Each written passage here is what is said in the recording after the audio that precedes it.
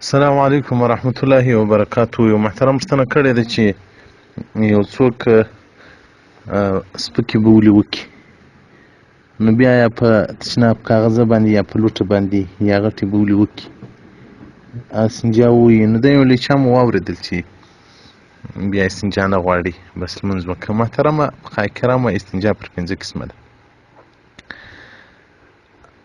دوه هغه دي چې لازم دي او واجب دي، لکه سړی چې معذوره سي، جنوب سي، هغه مخرج د منیو راوتلو دا به پرېولي. دغه رنګه حیضه او نفاسه ښځه چې غسل کوي، هغه مخرج د حیض او د نفاس دا به پرېولي، دا واجب ده. او دوم که چیرې سړی غټې بولې وکړي او هغه غټه مرداري تر دا مخرج د غټو بولو ځای چې دا بول ته راوځي تر دغه شاوخوا راووځي،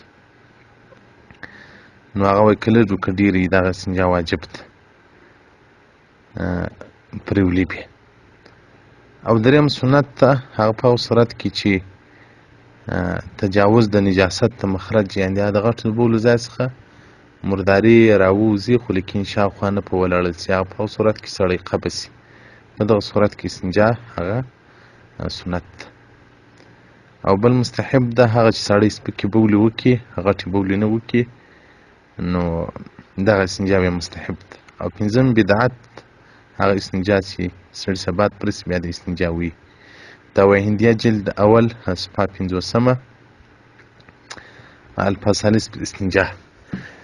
دا غټې بولې که سړی وکړي، نو که په تشناب کاغذ یا په یو شي باندې هغه ځای پاک یا په لوټه باندې مرداري ځینې ایسته سي، نو بیا استنجا سنت ده. او که دغه ډول دغه ځای لړلی و، بیا لازم فرض ده، واجب ده، سړی به هغه ځای پاکوي، لمونځ نه ورسره صحیح کېږي.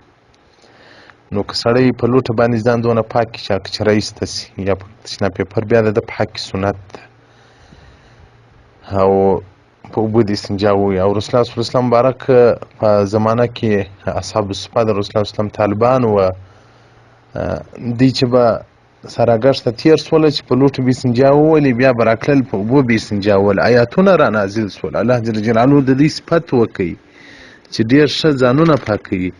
بیا رسول الله صلی الله علیه وسلم دوی راوغوښتل، دوی موږ چې لوټي استعمال کړو، له هغه څخه بعد بیا په اوبو استنجا وو. دا سنت عمل مه پرېږدئ محترمې. یو د سپکو بولو استنجا ده، سړی سپکې بولې وکړي،